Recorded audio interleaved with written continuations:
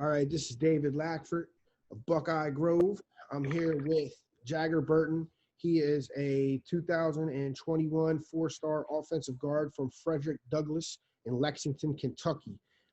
He's dropped the top six of Ohio State, Kentucky, Oregon, Alabama, Clemson, and Ole Miss. No, Penn State and Texas. This is top 7, but Ole Miss is actually in it for me. Yeah. Okay, so top 8.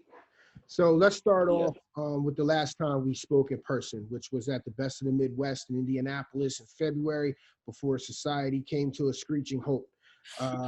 At that time, you had visits set up, official visits set up. One of those was Ohio State. You talked to a couple people, and it just seems like the recruiting industry just put in a flood of picks for you to Ohio State. Why do you think that was at the time? I think Ohio State at that time was like my last visit, and a lot of the time what happens is you'll come off a visit and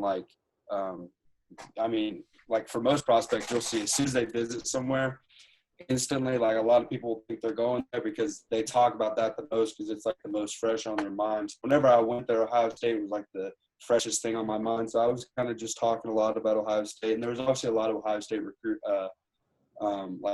writers there, so I talked to a lot of those guys, and I think they just kind of got the vibe. All right, so you actually got to go up there. You were supposed to go for a practice, and you were also supposed to take an official visit after that practice.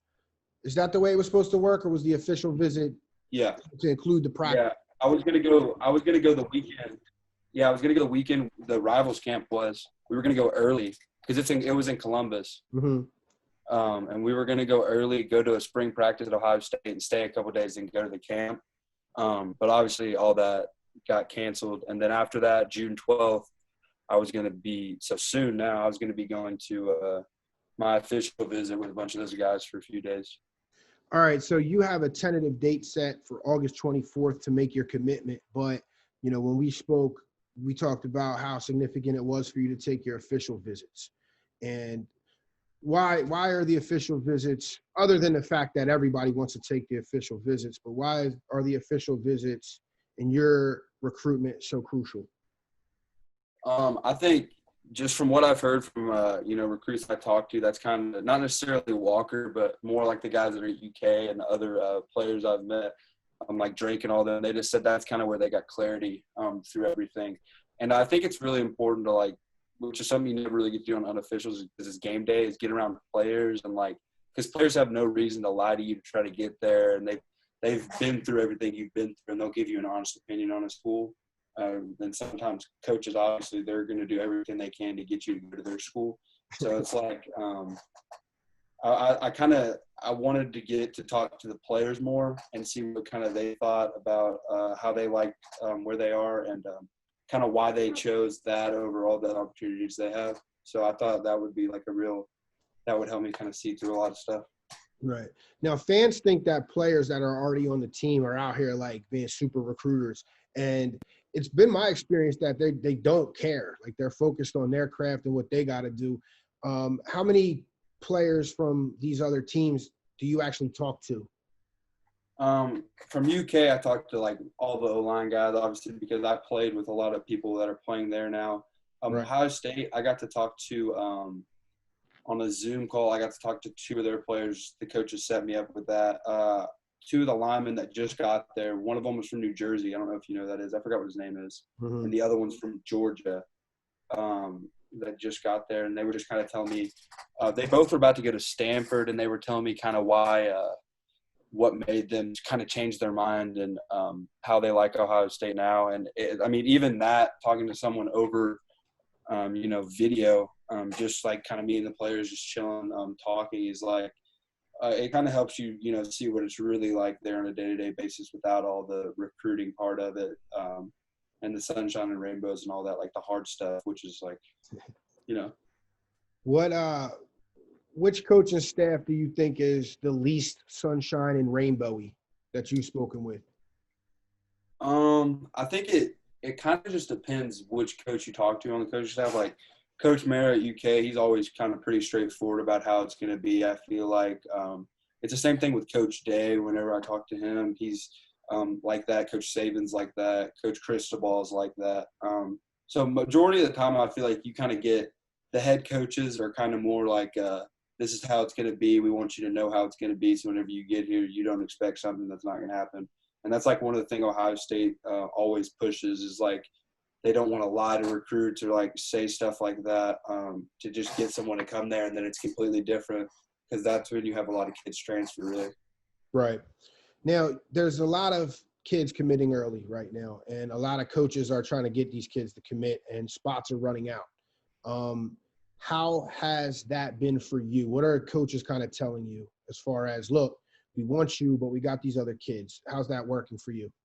It's a lot of coaches have just been talking about how, like I'll have a spot basically no matter what, but if they're out of the race for me, let me know.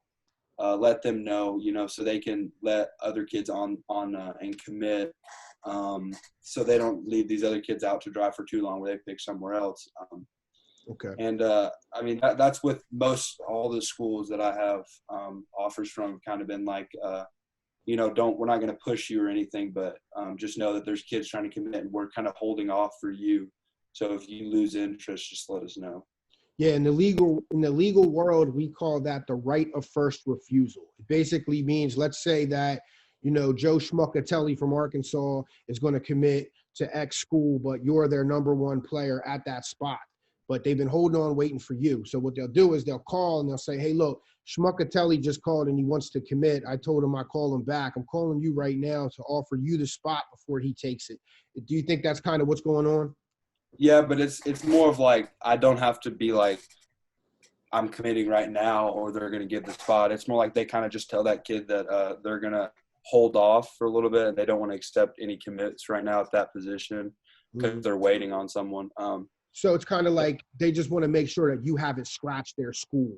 Yeah, so they don't want me to be like, let's say like Lafayette's a school here. Let's just say, for instance, Lafayette's a college, and like I'm like Lafayette's like one of my top 3 schools, and but this other kid who I guess isn't as high on the board as me wants to commit, and they want the kid to be able to play there, but they only have so many spots, right? So if they think I'm close to committing or I might commit soon, or they have a good chance at me, they're going to try to get him to wait for a little bit and see what I'm going to do. Right. But they don't want me to, me not have interest at all in them and then decline that kid and he goes somewhere else and they lose a shot on that kid. Makes perfect sense. So Kentucky's the home school. A lot of people think you're going to go to Kentucky. I put my pick in for Alabama based on some talks that I've had with people around the area and but I don't think you know where you're going right now. I just picked Alabama because it's Bama. Jedrick just went to the league. Jedrick's from Lexington. Jedrick Wills. He just bought like a $100,000 chain. Did you see that chain that he put on? Yeah, I saw that. Yeah, I text Jed every now and then. What's Jed tell you? He's just – I mean, he gets it. Like, it's kind of like what you said earlier about the players. I mean, I think he's really focused on the NFL, obviously. I mean, he's finally – getting to monetize his athletic ability and stuff. So, I mean, he's obviously really focused on that. But just like through advice I've asked him, he's like, just don't let him affect me, anyone affect me other than myself, because it's going to be me there. So, if Jed loved Alabama, right, that doesn't necessarily mean I'm going to love Alabama. It's the same thing with like Drake. If Drake loved Kentucky, it doesn't mean necessarily I'm going to love Kentucky. But it's just more about being comfortable in what I'm looking for, because everyone looks for different stuff. Now, when you say Drake, you're talking about their starting center, Drake Jackson, who you're familiar with because you trained with his father in Lexington, correct? And you also trained with David Parks, who is Walker Parks' father. Walker's committed to Clemson, and he was your teammate last year. So, I mean, it's like you're getting pulled all over the place from guys you know. Not that you're getting pulled, but you know a guy at Bama. You trained with Drake and his father. He's at Kentucky. You were coached by David Parks, who was Walker Parks' father, who is now at Clemson. I mean, David was your position coach, yes? When I was younger, Coach McPeak is the head coach now. He was my position coach. But me and Walker, like our little league team, we played for the Bulldogs, like until we went to middle school. It was like me, Hudson was on there for a little bit. Who starts Ron Hudson, Virginia Tech Center. Bo Allen, who's obviously a quarterback at Kentucky. D. Smith, who's going to a D1 school. There's a lot of other guys that are going Josh was on there for a little bit. Our quarterback at Douglas going D1. Ian Sexton's going to center in Kentucky. So we have a ton of guys that are going to college. So it's just that also helps a lot, talking to, like, other people who get recruited. And, I mean, going to Douglas, I get to talk to, like, obviously DeKel, Dane, all those guys, Ty, who are getting recruited too. So we can kind of, like, bounce ideas off of each other and see what we like. Right. Now, there's talk, about here in Kentucky, DeKel Crowdis, 4-star wide receiver from your teammate, good friend of yours. You always joke around about package deal, but he's a slot receiver. You're a lineman. You probably have the opportunities that he doesn't. So, I mean, put the BS aside. I mean, is that really true? Is it a package deal? Was it? I mean, it's something that we obviously talk about. But, I mean, we've always said because I knew DeKel's timeline when he wanted to do it, and I knew it was going to be a lot earlier than mine was. So I always talked to him about, like, just because he commits somewhere, I'm not just going to go there off of him just being there. And I didn't want him to do that for me either. I mean, I want him to be happy, and I want me to be happy, and hopefully that's going to be the same place. And I know we look for a lot of the same stuff, so that's very possible. But, I mean, I've talked to that with Dane. I've talked about that with Walker. I mean, me and DeKel just kind of made it more of a public thing because, even before all this likeness stuff started, I mean, now really, if you think about it from a business side, recruit-wise, you need to build your brand up as much as possible. That's why, like, on Twitter, whenever I post, like, edits and school stuff, it's like I've seen people getting mad because I post different schools, like, every day or something. I mean, it's not like I'm posting the edits they send me, and I'm building my brand. So if I know that this school has a ton of fans, I'm going to reach out and try to get as many of those fans to engage with me and interact with me. So eventually I can turn that into money, like, down the road. Right. You're doing like a market test, which fan base do I get the most reaction from? Yeah. But I'll tell you what, as soon as you commit to one school, you can forget all those followers, man. They're gone. Yeah.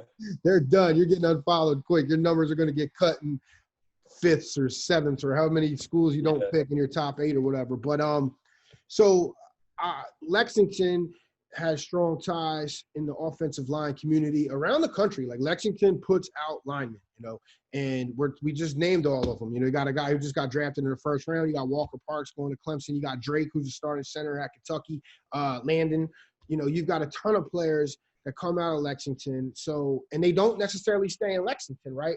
So, what's the realistic possibility that you go to a school like Oregon?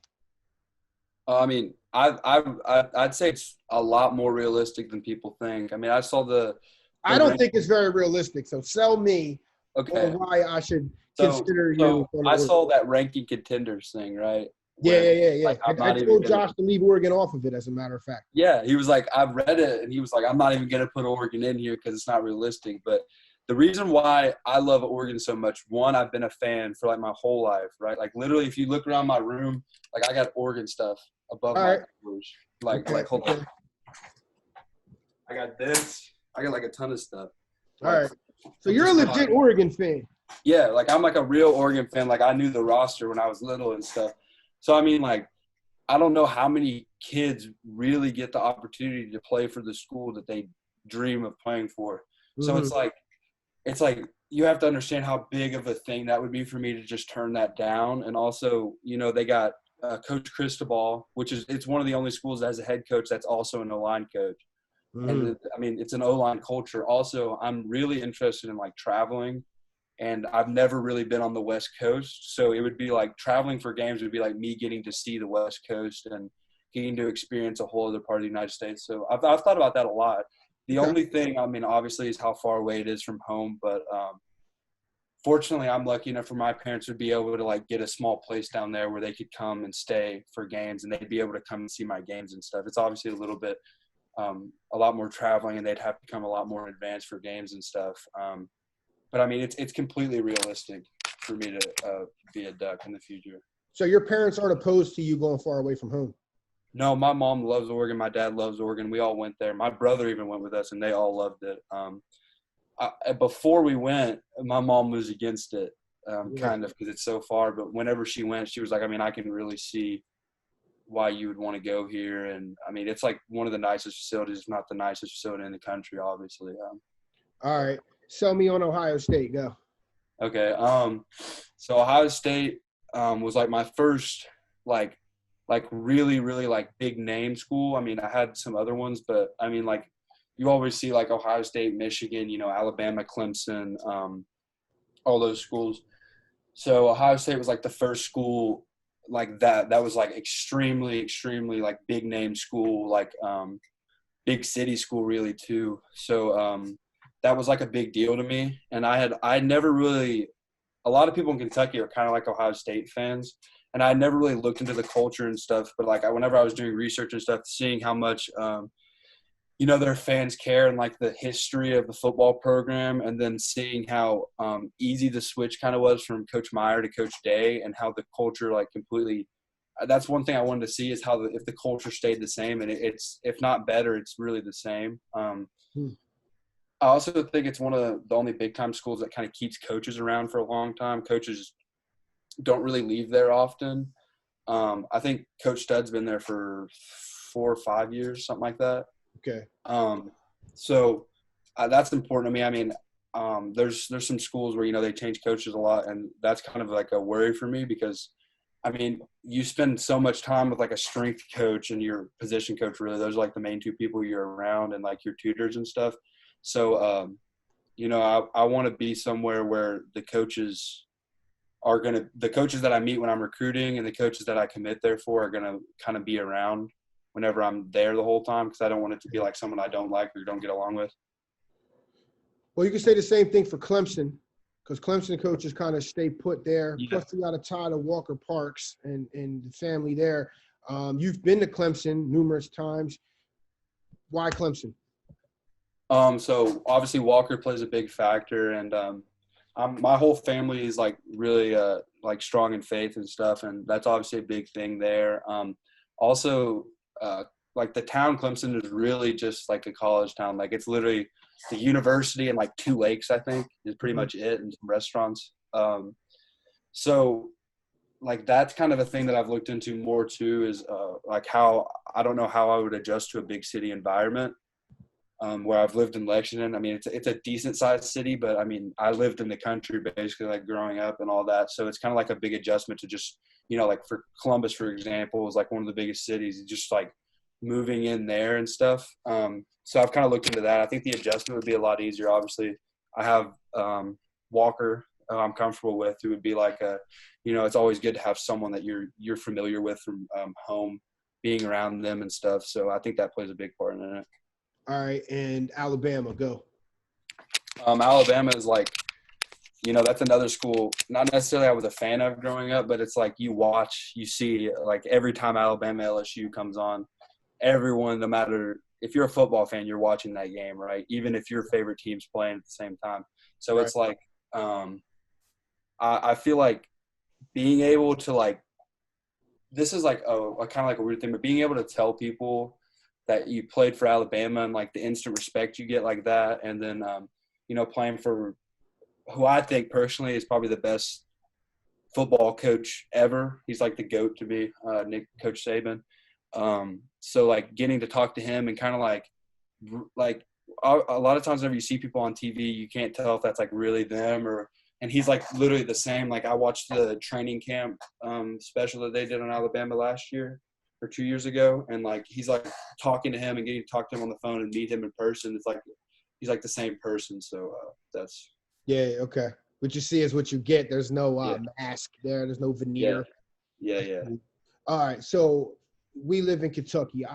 I talked to all the guys, I talked to Isaiah Cummings the other day, and I was joking around like, Jager's going to Bama. And he looked at me and shook his head, looked at me like I was crazy. He's like, nah, man, we're getting to him. Right. So, and, DeKel says it, Kentucky, everybody in Kentucky is confident. They were also that confident about Damian Harris and Jedrick Wills too. But tell me about the homeschool team, because Kentucky, while they may not have the pedigree of all those guys, they recruit well, and you have a great connection with them, and they're going to be tough to beat. Let's be frank. So sell me on Kentucky. Why stay home when you got all these big time offers and you can go play for the GOAT down in Ohio State, or Ryan Day up at Ohio State? I'm sorry, the GOAT you called Nick Saban down there at Alabama, or Ryan Day, who took over for a legend in Urban Meyer, who you said either improved or kept the same. So why stay home and play in Kentucky? I think, I mean, you live in Kentucky. I think a lot of people don't understand really how big people in Kentucky are about sports in general. I mean, a lot of people think it's just basketball, but I mean, the fans, I mean, on Twitter, I think, like, just looking at people's stuff and just, like, looking at, like, the fans, like, Kentucky's has one of, like, the biggest active fan bases on social medias and stuff, which I think a lot of people, like, overlook. Also, I mean, however many years ago, like, when Coach Joker was here, like, it would be a lot harder for me to go to Kentucky if Kentucky wasn't good and wasn't becoming, like, a big name. And I think that was something that kind of I had to, like really understand, and kind of to be able to put Kentucky in there is, like, whenever you grow up watching Kentucky, win 2 games or whatever, whenever Joker was here, and now they're, beating Penn State in a bowl game, beating Virginia Tech, all these big name schools, and they're beating pretty bad. I mean, like, it's close score, but I mean, I was at both the games and watching, they're physically dominant, and you can tell that their strength coaches are the real deal and stuff. So I think I understand that Kentucky is, I mean, a lot of people say, like, whenever they look at my top 7, it's like these schools and then it's Kentucky. I think Kentucky's to me at least, is on the same level as those other schools. And they're improving still, which is cool to see. So I think one of the biggest sells for me in Kentucky is being able to, at some places you're expected to win, and Kentucky's expected to win now, but it's like they're about to take the next step. Like, Cash and all those guys laid the foundation to start winning games in the regular season and stuff. And they started kind of towards the end of all Drake and those guys' careers at Kentucky. They're starting this tradition of winning post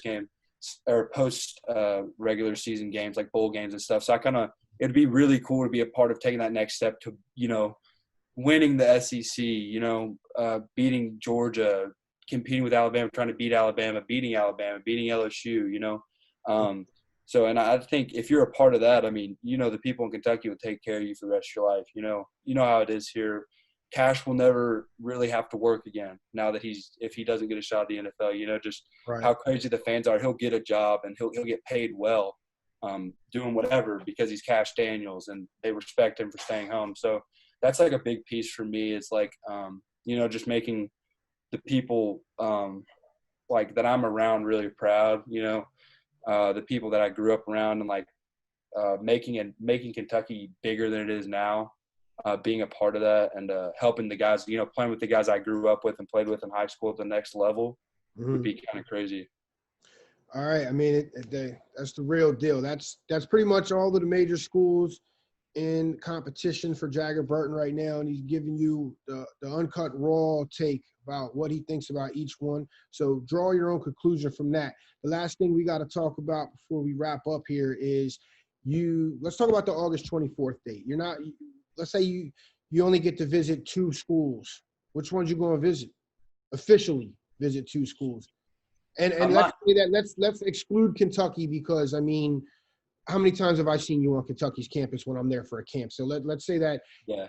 Okay, so let's exclude Kentucky and then say, which school are you going to go give an official visit to if you can only pick 2?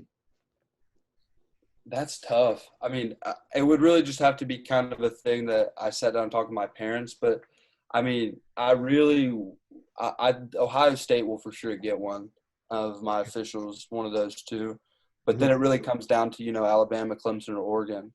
And I hope it doesn't come down to where I have to choose, because, honestly, that's the first time I've kind of thought about that, if I only get to take 2.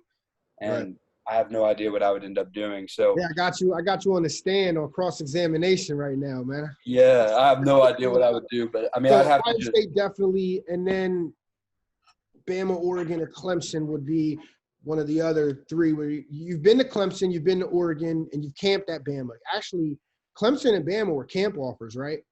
Yeah, but I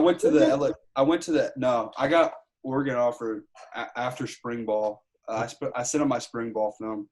But I went to Bama for the LSU game too after camp. Yeah. And I went to Clemson for like 2 games. Yeah. So, yeah, I don't know. It honestly, maybe I don't know. I mean, Oregon would make the most sense just off the top of my head because I haven't been there as much as I've been to the other places. Mm-hmm. So, I thought you said you went to Oregon. I've been there once, but I mean, I've been to other places 2 or 3. I mean, I've been to Clemson 3 times. I've been to Bama twice. Plus, you're going to So, want to stay there and get that feel for what it's like to be there for, you know what I mean, by yourself, yeah, without mom and dad.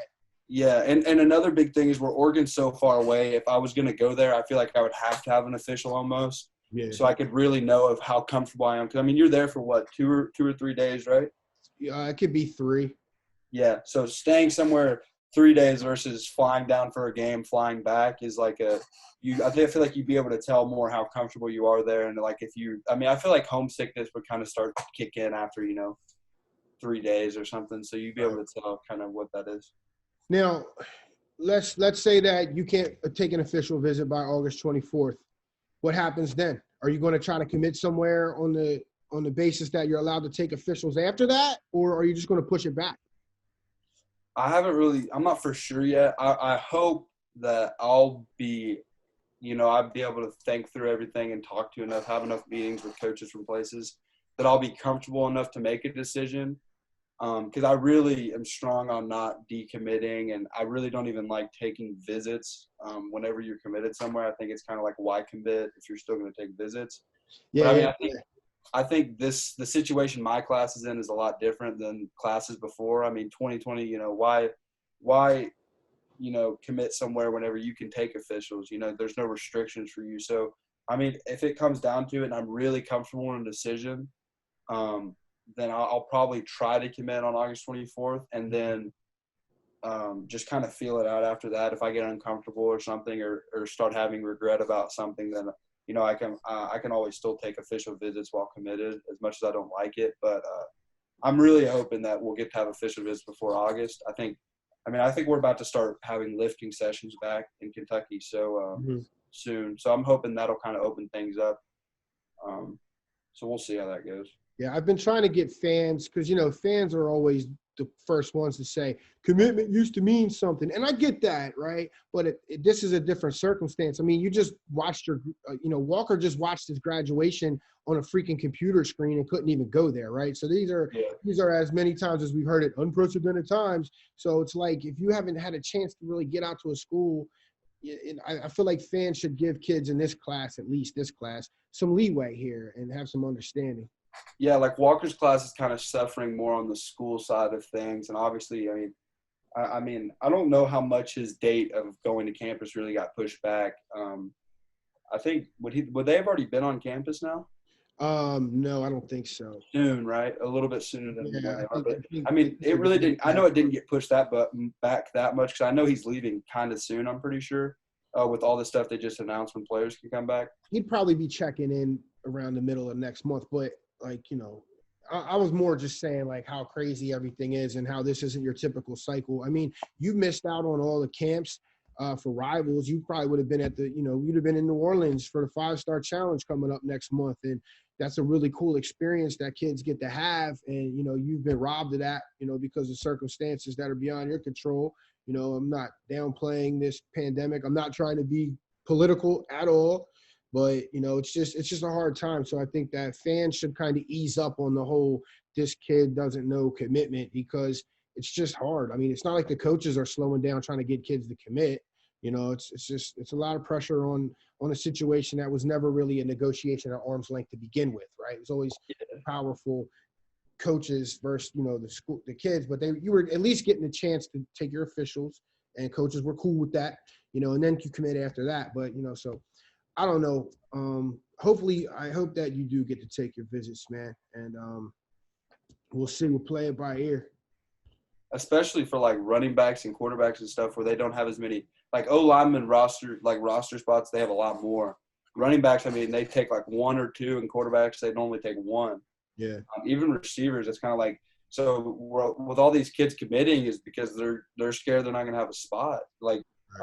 You wait too long if you're not a really heavily recruited guy, and you wait too long and you don't have anywhere to go because you're trying to take your visits. I mean, it just kind of it's bad on the 21 class for recruiting, and it's bad on the 20 class to get to experience the graduation and stuff and all that. But I mean, I'm hopeful that we'll get some officials and we'll get, the All-American games at least and stuff like that. So, all right. Well, look, I'll tell you what, man. If we get an announcement here that opens things up and says that yes, official visits can be taken, I'll get back up with you, get an update for you, and I'm sure that everybody's going to want to know what's going on. All right, sounds good. Thank you. All right, Jack. Thanks, man. All right, see ya. Yep.